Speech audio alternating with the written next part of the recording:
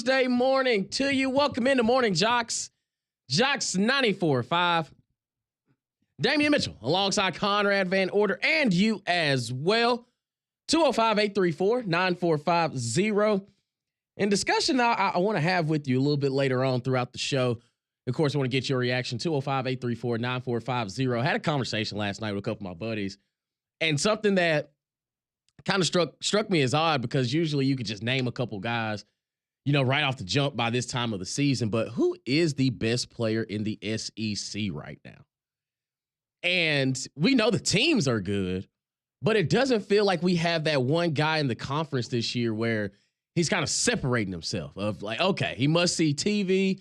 I mean, it could be a collection of guys, but nobody's just really, jumping off the page. Kind of like when Jaden Daniels won the Heisman a couple years ago, you kind of, LSU may not have been as dominant in the records say, but we knew whenever you turned your television on, like, okay, yeah, he's the best player on the field right now. And I think that we're in that mode this year where, because there's been so much carnage and we've seen so many inconsistencies from a lot of these guys, a lot of these teams, it doesn't feel like there's just one guy separating. But we'll push that one to the side a little bit, but I'll let you marinate on it. You tell us who you think the best player of the SEC is right now. 205-834-9450. You can call or text them. But Conrad, I guess we kind of have to start with baseball. I know the Monday Night Football action that we saw last night, the Steelers and Giants, was a good game. The Steelers knocked off the Giants 26-18, but I think the bigger news is it seems like the Dodgers are getting ready to get the brooms out. Sorry. The Dodgers take a 3-0 lead in the World Series, and they took it to New York on a way of 4-2. And after the top of the first inning, when it seems like if there's somebody that is, what do we say, dialed in, it's one Freddie Freeman, as he serves up another home run. How are you feeling right now as a Yankees fan, brother? Oh, I mean, it's done. I just hope they lose tonight and it's over.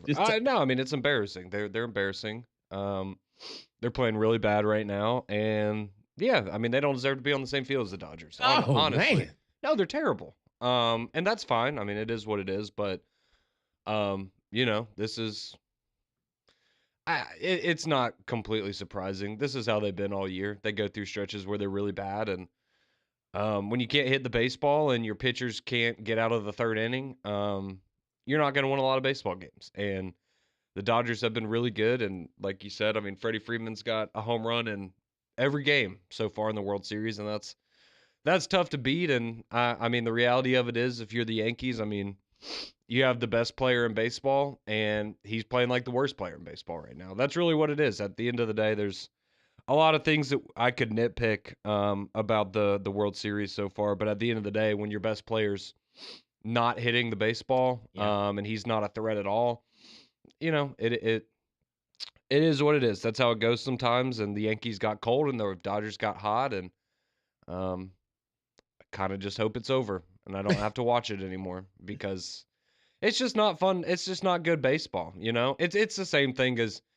going back for the last few weeks with Alabama football. It's just hard to watch something when you've seen, I guess, the highs of what a team can accomplish, and then when you're just having to watch them consistently underperform, it's like, all right, this just isn't that fun. But yeah, good for GMAC, good for the Dodgers. I know they're happy, and they actually can win a real title, and they don't have to win one in the COVID year. They can win a real one this year. So good for them. So you're saying just go ahead and pull the plug, and it is. So you don't even want them to give you hope in case they do win tonight. I mean, obviously I want them to win, but I'm just, You're just accepting it at this point. Yeah, I mean, nobody's ever come back from down 3-0 in a World Series. I mean, we all know the Red Sox in 2004. That's the only team that's ever come back from 0-3 in any playoff series in baseball. So I'm not saying it's impossible, right? Somebody's got to do it eventually, but I just doesn't look like this is the team that's going to get that done. And not feeling too confident about this bunch getting it done. No.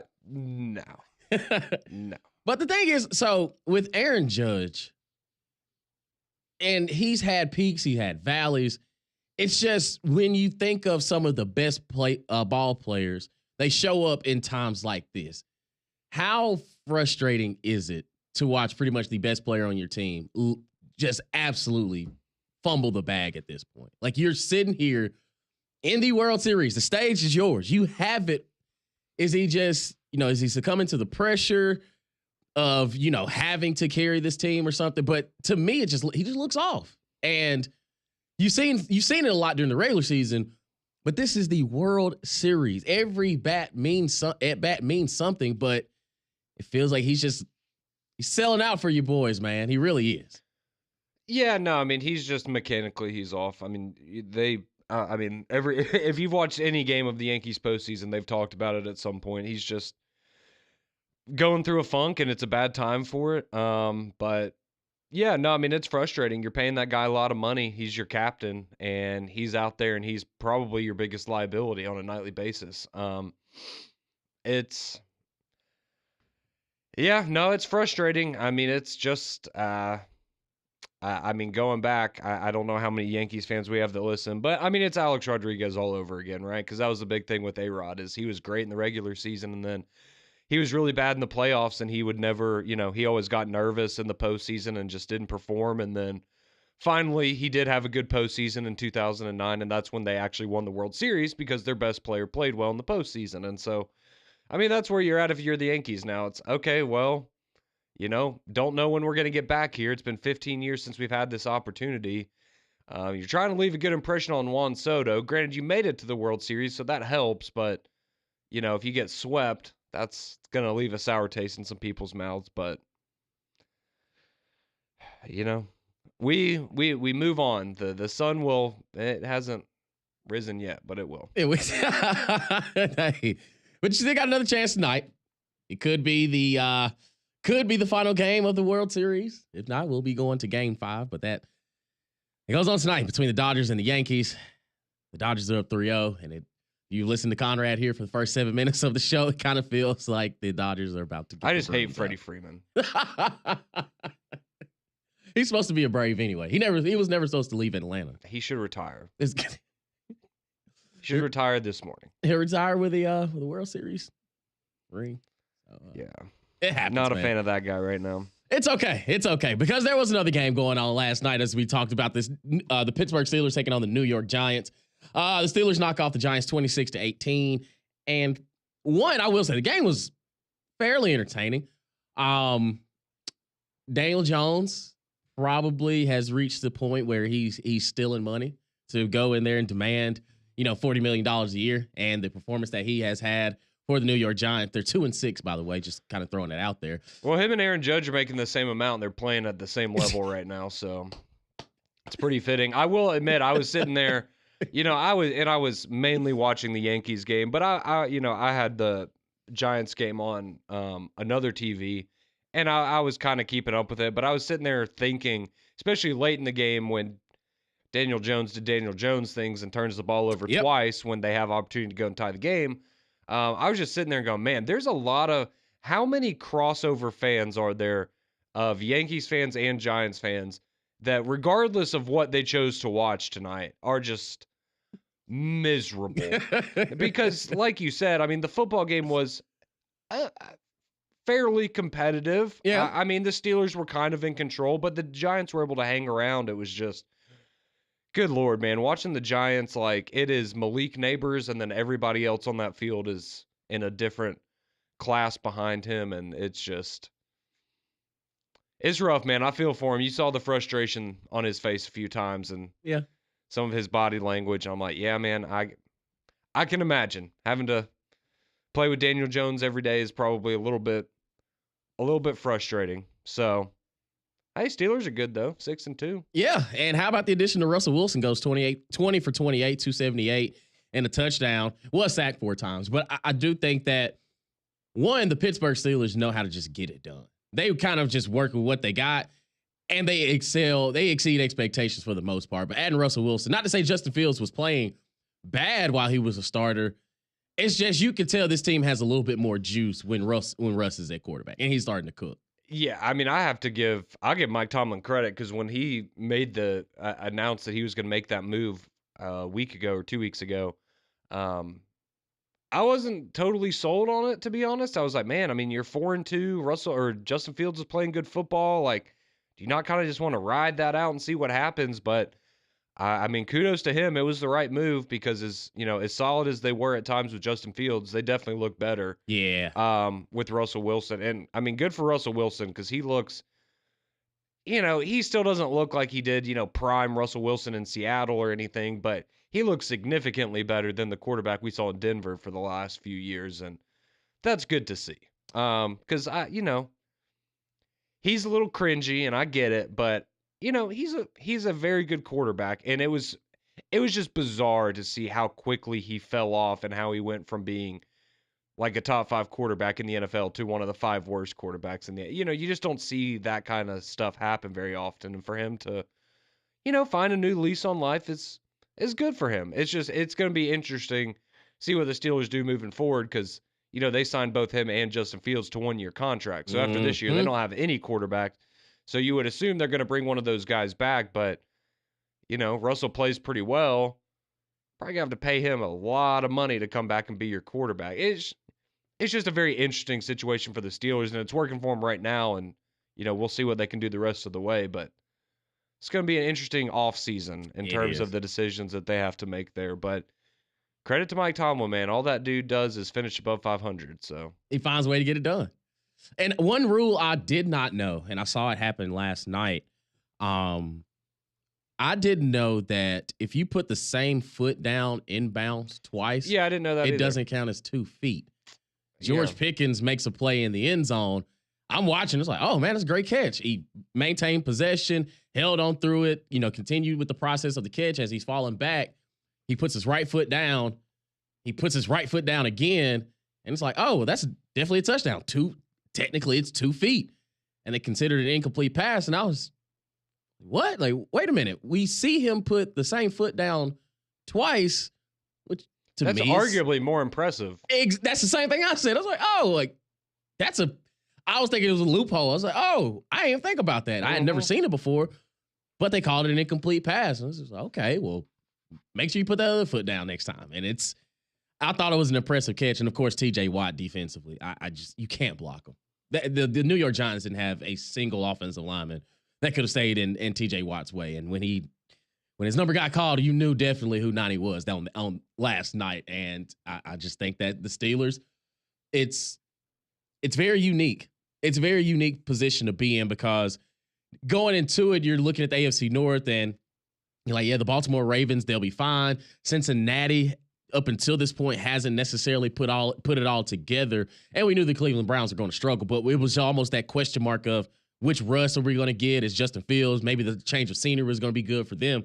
But all they've done is go to the tune of 6-2 right now and pretty much are in fighting contention to win in the AFC North amongst all the turmoil that it goes around in that conference. But I do think that this is a pretty complete team. And I think Russell Wilson does give them a little bit of an edge. And like we said, Pittsburgh Steelers knock off the New York Giants 26-18. And the Los Angeles Dodgers take a 3-0 series lead in the World Series over Conrad's New York Yankees. But we've got football this week, and we have football over the weekend. And a discussion that I want to have is who is the best player in the SEC right now? We'll hear from you. We'll hear from Conrad and myself as well. Keep it locked right here on Morning JOX and JOX 94.5.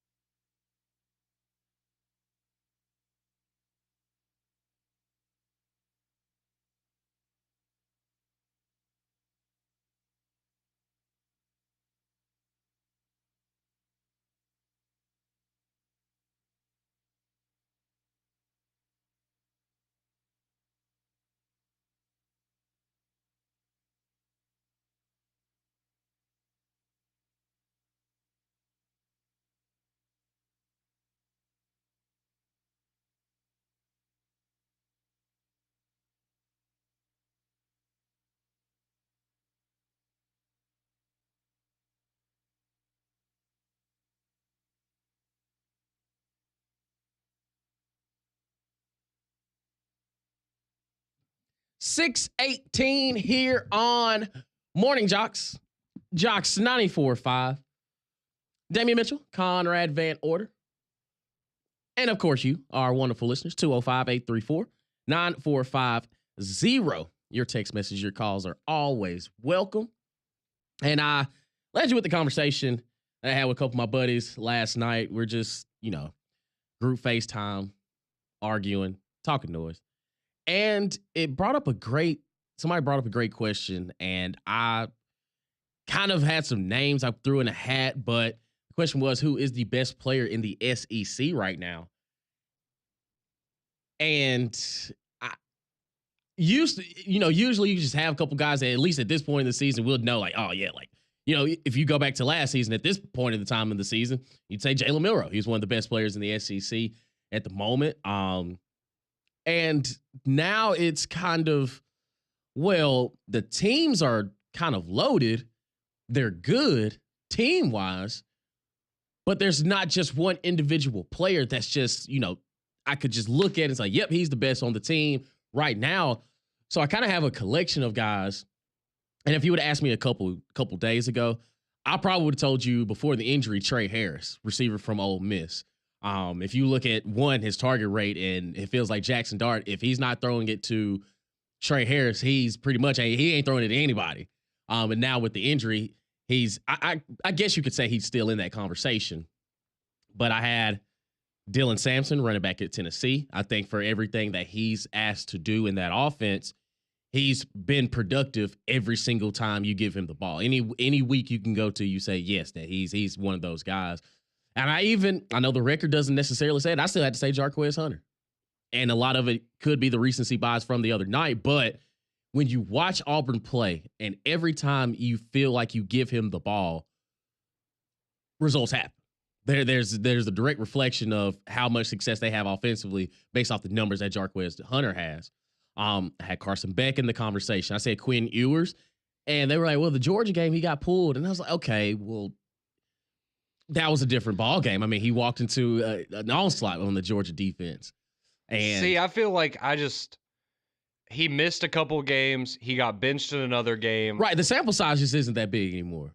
Yeah, no. See, and I think that's the hardest part about this is there's a lot of I would say as a whole, the quarterbacks in the SEC have been a disappointment. Mm-hmm. Not in the sense that they've been bad necessarily, but they just haven't been amazing. But that's also why, because we talked about this on Three Man Front the other day. My pick was Diego Pavia, honestly. And I know that maybe from a statistical point of view, he doesn't have the most touchdown passes. He doesn't have the most yards thrown for. But I guess, I just always go back to, what does this mean to you, in terms of an award? Do we look at it as who just put up the biggest numbers, who had the most targets, who had the most carries, who had the most receptions, whatever, who had the most passing yards?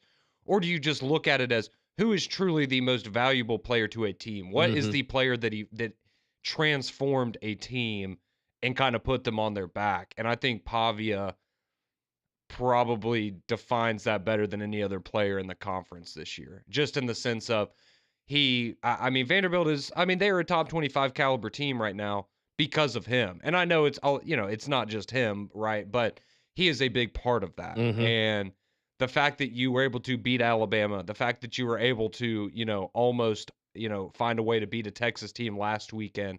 And I know you have stuff like the Georgia State loss is ugly, but in turn, nobody in the SEC, I don't think, has meant more to the success of their team this year than Diego Pavia. And he's beaten Alabama. So he also has a very good win against a good team to bolster the resume. So if we had to look at it from the quarterback position, because that's, where a lot of people go for these kinds of things, I think it has to be Diego Pavia right now. But if you're not going that route, Dylan Sampson was the first name that popped in my head just in terms of what he's meant to that Tennessee team and for the struggles that they've had in the passing game at times, for them to still be where they are. A lot of that is because of him. Mm-hmm. And I certainly think he deserves to be recognized for that. And then, if you want to look at it from the defensive side of things, I would probably go with I'd probably go like Kyle Kennard. Yeah, him and Dylan Stewart. I kind of had those. I had Prince and Mellon from Ole Miss. Yep. He was definitely one of my defensive considerations, and I honestly said, I know he's a little bit of a crash out at times, but I also said Malachi Moore for what he's been able to do. He's been the best player for Alabama defensively. Mm-hmm. He's been the most consistent, and it's just it's so wild that we've gotten to this point of the season where nobody's truly separated themselves. And even if you look at the Heisman race, nobody's really separated themselves. Yeah, you hear the Travis Hunter. Dylan Gabriel right now, and who I thought was going to be the front runner. I thought he was pretty much just going to lock it in from week one and ride it on out. Then you got Ashton Jeanty. People just don't want to give it to Ashton Jeanty. Like, it is very obvious that people do not want a running back to win the Heisman and add that a running back from a group of 5 team. And I understand that, but like, dude, he has been, if you have watched him play, truly, like if you're somebody that watches kind of the entire country from college football, or I just don't know how you can't say he's been the best player so far this year. Yeah. Like, it's crazy what he's been able to do. And I know even this last weekend against UNLV, like, I think he only had 130 yards and a touchdown. Like, when that's a disappointing, people are like, man, that's all you did. That just shows you how crazy good somebody's been. And yeah. I think he is somehow underrated in the fact that people are, well, maybe he'll be in New York. Like, what are you talking about? Just turn on the tape. Watch the game. I was about to say, right now in my, it's him, Cam Ward, and Travis Hunter. Mm-hmm. And it's their award to lose.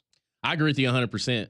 And I know a lot of people are saying, well, Travis Hunter, to me, Travis Hunter is best athlete in the game right now. And for him to have played, I think it was like 133 snaps of 140 possible. One, that's a different type of shape. You go and hear Anthony Richardson yesterday. Yeah, say he was tired. Say he was tired after one crazy play, and he, tapped out. He took himself out. The quarterback of an organization took himself out of the ball game. You stew on that with however you want. But for Travis Hunter to be playing 133 snaps on both sides of the ball and still making plays, making meaningful plays on top of that. But even in just across the board in college football, I'm with you. Cam Ward, Ashton Jeanty, Travis Hunter, and I throw Dylan Gabriel in there as well because Oregon is undefeated right now. But I do think that it's a little bit closer of a race where I feel like somebody's going to have to separate themselves in November.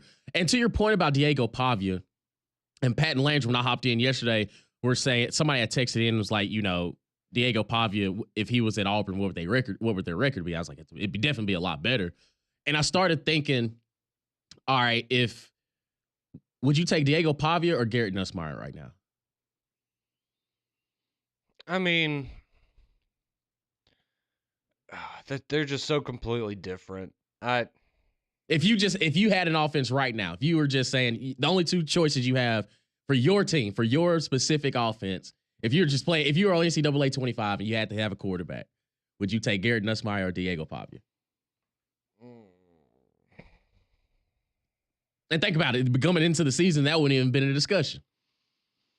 Yeah, it's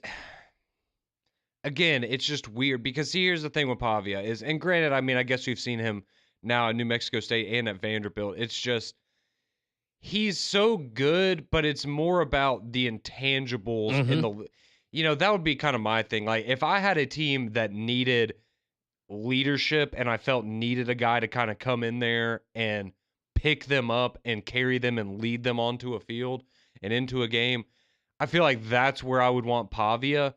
But in terms of if I just needed a guy to plug and play and we're just going off of just natural talent and it's obviously Garrett Nussmeier. It's just, but I guess right now in the world of college football that we live in, you probably want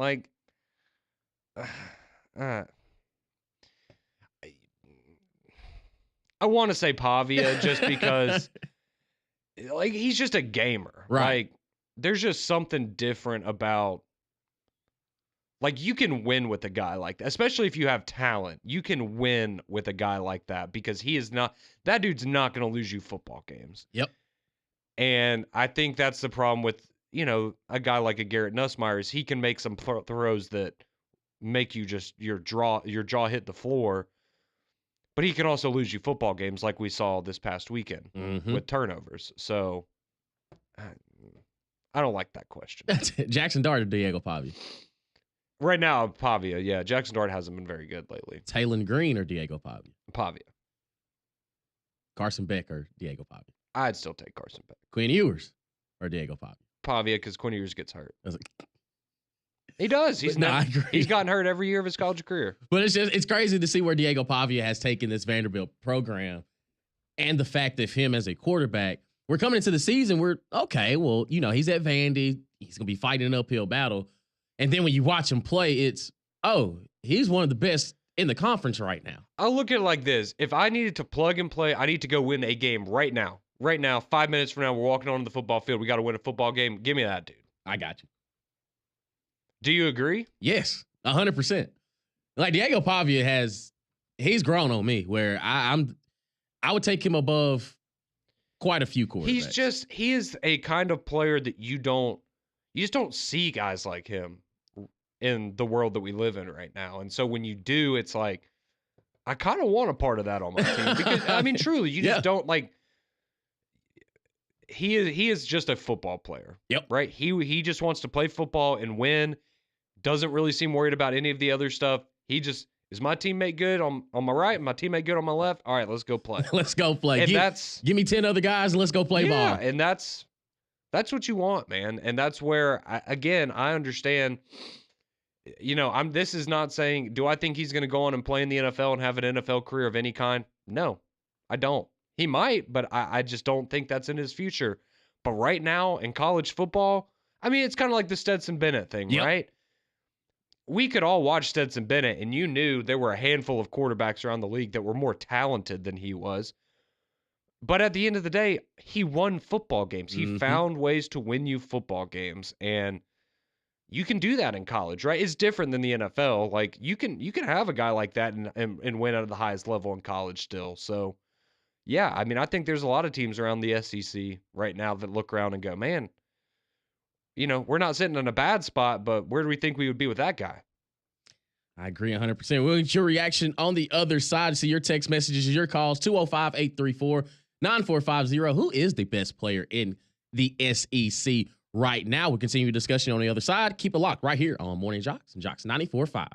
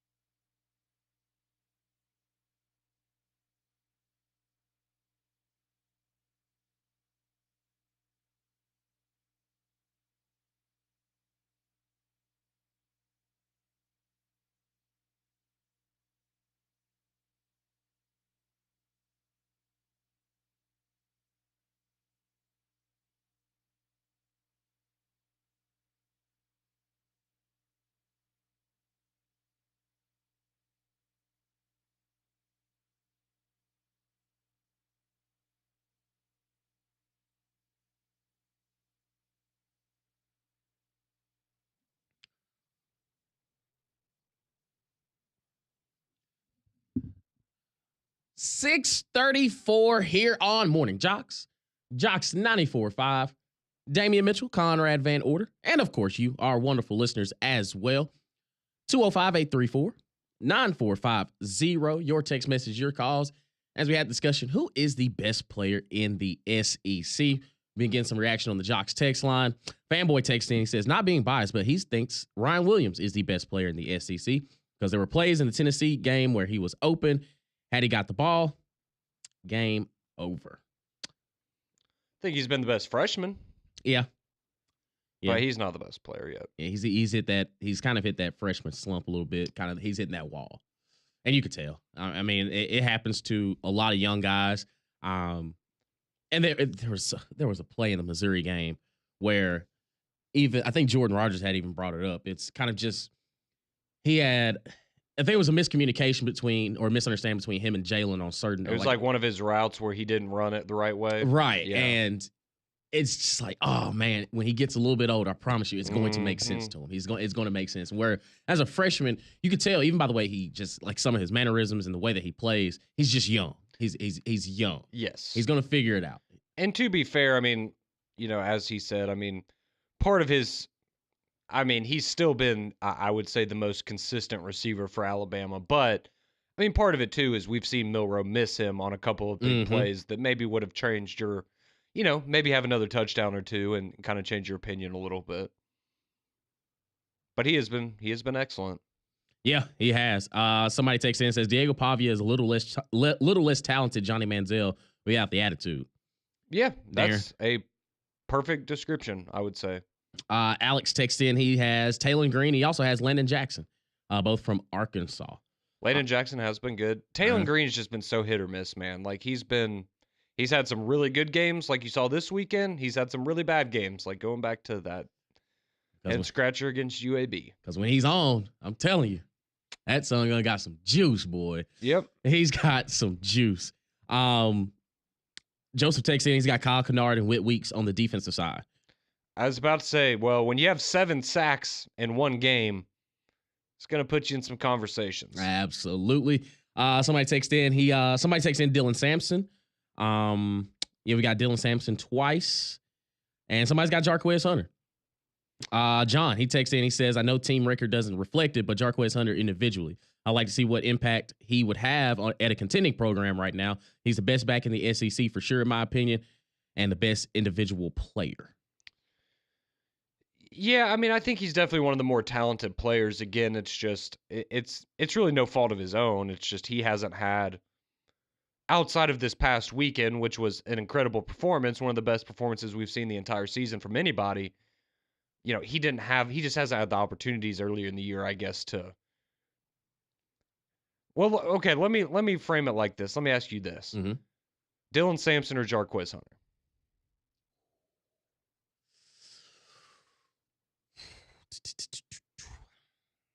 I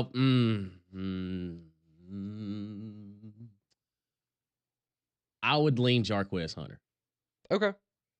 But I feel like they're the two close. best in the conference right now. Right. Because they're a little different. I don't think there's anything that Dylan Sampson does that Jarquez Hunter can't do or doesn't. It's a limited. Well, Dylan Sampson, he's more of a focal point of the off, or he's just been given more opportunities. Yes. And I just, that's tough. That's tough. Because Jarquez Hunter. Because I think they're pretty on par. It's just Dylan Sampson's had more opportunities this year. So you look at his numbers and you go, man, he's having a heck of a season. And Jarquez, outside of the game last week, and you go, okay, he's having a good year, but he just doesn't have the eye-popping numbers. Right. God, that's tough. Man, that's tough. Sampson's got 17 touchdowns already. With ease. 17, dog. And see what happens if you feed your running back. Good things happen. Mm-hmm. Good things happen. Shout out to Hugh Freeze. 205-834-9450. Let's go to the phone lines. Let's talk to our buddy John. Wants to tell us who's the best player in the SEC is right now. John, talk to us this morning, big dog. Good morning, guys. I got 3 candidates. The first one will answer a question you asked him a while ago. To me, it's Diego Pavia is one of them. Mm-hmm. Just think about it. Vanderbilt has had 3 quarterbacks that played pretty good careers in the NFL. but never one of them that as soon as he got behind there, you think these guys got a chance. Yep. Every game he's back there, you think Vanderbilt has a chance. Is he the best quarterback in Vanderbilt history? I don't know because he's only got 1 year. The other three all played 3 years before going to the NFL. Yeah, I hope Jay Cutler texted in. I want to get his take on that. But even with Jay, I never thought every game they played they had a chance. Yeah. With Diego, you think that. That's a good point. The second one, he's definitely freshman of the year, but Ryan Williams. And here's the thing about it. O.D. Beckham has lived his career off one catch. We have seen at least 4 games where Ryan has made just some ridiculous catch that didn't even look like he was in position to get. Mm-hmm. So he's consistent with it. So he's my most amazing player for the SEC this year, and definitely at least freshman of the year. And then you got to go with Travis. Think about just stat-wise. He was 5th going into the game last week in yards, 2nd in yards per carry, and he averaged 10 carries less than anybody else in front of him. Now he's 3rd in the league after this. He was 2nd in the nation in yards per carry, and I'm willing to bet that went up after last week. So I'll hang up. Listen, guys, great show as always. Hey, we appreciate you, John. But he brings up a great point about Diego. It's been a long time when we could just sit there and look at a quarterback, and especially at Vanderbilt, and say, yeah, Vanderbilt has a chance. If he plays well, they have a chance. And to his Ryan Williams point, it's just a natural ability. I think when you watch him, he looks different, he moves different. Everything about him is just, it's just, oh my gosh, just wait till he gets older. When he continues to mature, continues to develop, and truly understand playing the receiver position, and he starts to find some of those nuances. And I mean, he's got the flexibility where there isn't a route on the route tree I don't feel confident he's going to be able to master at some point. It's just fine tuning those things as he gets older. And he's making plays as a freshman right now. So the future is going to be extremely bright for number 2 moving forward. Yeah, just pay him. Yeah, it's crazy we've gotten to that. Keep him happy. Let's go to PG Pelham Gator. What's going on this morning? Oh, this is not Don. This is PG. Oh, what's happening, brother? I'm doing great, man. I'm up early. I'm just having a good time. Hey, guys, I want to mention a player. He's not a starter, but he should be. And the dark horse team I've always picked for the SEC this year has been Texas A&M. The guy's named Reed. He tore us up in Florida. I mean, we were hoping when we thought we lost their starter, we was going to tear them up. Boy, he came on the field and just acted like he'd been there. I mean, he was running, throwing. He reminds me of Daniels of LSU. Does he remind you all of that? He's got a little bit of that. I definitely think he's been the Texas A&M's MVP. Right. No doubt about it, for keeping their season afloat. And now, I mean, as we talked about yesterday, I think me and Damian both agree, at least that's your guy moving forward. So yeah, he's been very good. Guys, I want your real quick answer on this, and I'll go. When we get ready to play in the cocktail party like I'm playing, when we play the mini mutts, what do you think there's a chance that really we could pull a major upset here? I mean, that would make our season to beat them. And plus, not only beat them as our top rivalry, it would definitely, they'll keep Napier, that's for sure. But what are you guys' prediction on that game coming up 2:30 Saturday? PG. Man, I want to have faith in Florida because they look good against Kentucky, but yeah, but how good is Kentucky now? Exactly. Right. Well, see, and I don't know, man. I feel like Georgia maybe has figured some things out, and they're on a bit of a mission right now. So yeah, can we keep it within 14 points?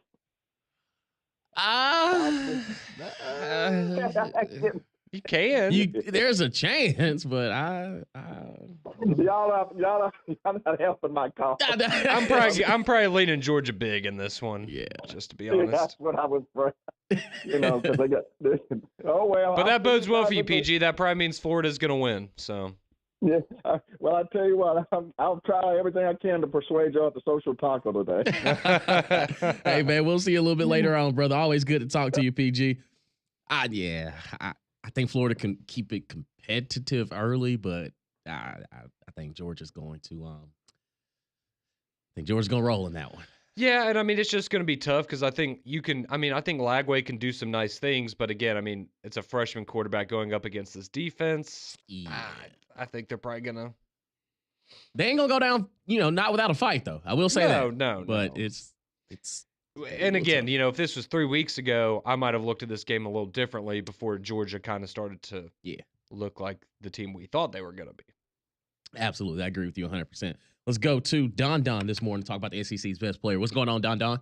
Hey, my buddies, how are you? What's happening, brother? Hey, good call by PG. Way to go, my buddy. Everything, but I think Florida's actually got a slight chance. I mean, it's a rivalry game, so you never know about those things. Yeah, I mean, that's why they play the games, Don. They always have a chance. Just might not be a good chance. Matter of fact, I always call y'all the young guns. I wish y'all would have been able to see the Iron Bowl when they played it at Legion Field many years ago. That was so different than it is now. But actually, fellas, I think it's better playing it on campus. I've been to several games at all places, and I think it's better. And I'm glad they did it because Legion Field got out of date and just watched it equipped to have a big game. Don, who's your best player in the SEC right now? Well, I'm gonna give you my top 5, and I'm not in everything. And I got to give the Vanderbilt quarterback Pavia up there, Dylan Sampson from Tennessee, and of course my guy Jarquez Hunter. Jarquez Hunter now, since he had that big game, is leading the SEC in rushing with 863 yards. And Damon, here's a stat that me and you and Conrad, all three of us, been saying all year. He's averaging 7 yards a carry. Okay? You love to see it. But hopefully, I heard listening to you Freeze last night on Tiger Talk, everything, and I tell you what's amazing. I love my fan base, and this a 3-5 team having a bad year, but the last 3 home games are all 3 of them, as they should be, are sold out completely. There we go. But guys, I will see y'all in a couple of hours. Conrad, you gonna be able to come today? We'll see about that, Don. I'll see if I can make it up there. Yeah, well, we missed you last week, brother. I appreciate that. Hopefully, I get to see y'all a little bit later. All right, guys, we're gonna have a good crowd again. David, I hope you can come too, brother. 205-834-9450. Continue your conversation on the other side. Who is the SEC's best player? Your text messages, your calls. Keep it locked right here on Morning JOX, JOX 94.5.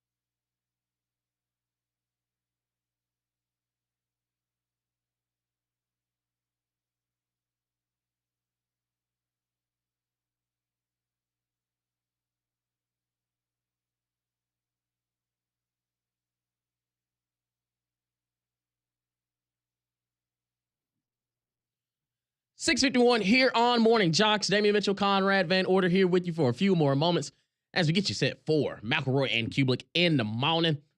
We have a discussion of who is the best player in the SEC right now. Been getting a lot of reaction. Of course, you've got the Diego Pavias, you've got Dylan Sampson, Jarquez Hunter. Somebody takes in and says Jalen Milroe is the best player in the SEC right now. I couldn't say that right now. I wouldn't say he's probably the most talented. I was about to say, if you want to say the player that has the most upside in the SEC, then yeah. But he hasn't been the best. That I do agree with. Jason takes in, he says, he asked three-man front, they didn't answer, but should Diego Pavia be considered for the Heisman? How many other quarterbacks in the SEC are doing better, more consistent job than he is? One, when it comes to the Heisman, I think it's the best player in college football. Diego Pavia is not one of the best players in college football. No, I mean, I think the reality is, as of right now, you know, if Georgia keeps winning the way that they are, I'm not going to be surprised if Carson Beck finds himself in New York. But, yeah, I mean, right now, the best. If the Heisman Trophy was decided today, I don't think you would see anybody from the SEC being represented in New York City, personally. So, and I know that's kind of weird. We're just not used to that, but that's right. Best players aren't in the SEC this year in terms of individual statistics. Yeah. Best teams are, for sure. For sure. We see in the weekend. I agree with that, yeah. Let's continue on the phone lines. Let's go to Don. Just Don wants to talk about the SEC's best player. What's going on, Don? Hey, good morning, guys. Enjoy your show. And talking about Vanderbilt quarterbacks, I'm an older guy, raised on the campus at the University of Alabama, but I went to high school in Nashville, Tennessee, and in the 50s there was a quarterback at Vanderbilt named Bill Wade. You might want to look him up just for history. Really good quarterback, went on to play a very serviceable career with the Chicago Bears. And back then we only got one game, and Nashville always managed to get the Bears game as much as possible. So I got to watch a lot of him and became a Vandy fan, second to Alabama, of course. Just wanted to mention that for you guys, and I really enjoy your show. Man, we appreciate you, Don. Call anytime. Let's go to John in Florence about the SEC's best player. What's going on, John? Hey, John. Yeah, I texted in and said Jarquez, but I asked some guys I work with, and we debated about it real quick. Look, check this out. What if Jarquez Hunter was at Texas or Jarquez Hunter was at Tennessee? You know what I'm saying? Can you imagine how dangerous they would be? And really, he's been good like that since really, when everybody was mad about Tank Bigsby not getting the ball, you could understand why Brian Harsin was giving Jarquez Hunter the ball. Remember his first play from scrimmage at Auburn, he ran like a 65-yard touchdown. Like one person is not bringing him down. If Auburn, if he was anywhere where there was a legit passing threat, man, he'll be so dangerous. In the league, I guarantee GMs they salivating over Jarquez Hunter. You'll see come draft time what people think about Jarquez Hunter. I guarantee it. I agree with you. He's the man, though. I agree with you 100%. Appreciate taking my call. Oh, absolutely, John. I agree 100%, man. Like, we've been saying it all season long. Hugh Freeze, I understand it's your offense. I get it, but I find a way to give 2-7 the ball every snap if I could. I was about to say, he's somebody that an NFL team is going to take in the second or third round and absolutely run the crap out of him for about 4 years, and then he's going to retire. Yeah. And hopefully he has a longer career than that, but that's just kind of how things go in the NFL now. They just like to kind of use up these running backs and get rid of them. But no, he's good, man. Will takes in thoughts on Jackson Dart. Disappointing. Yeah. I just think he was great when they weren't playing anybody. Right. I agree with you on that one. He's not doing what I thought he would do this season. He hasn't continued to progress. Exactly. And also, I mean, I think Trey Harris is the best receiver right now in the SEC. I know he's hurt, but he would have been in my contention as far as one of the best players in the SEC right now. Yeah, he's been the best receiver so far. Yeah, and I don't think it's close. Like I said, Jackson Dart gets under pressure, 5'9". That's all it comes down to. Appreciate your reaction. Keep it locked right here on JOX 94.5. McElroy and Kublik in the morning. Those guys are next.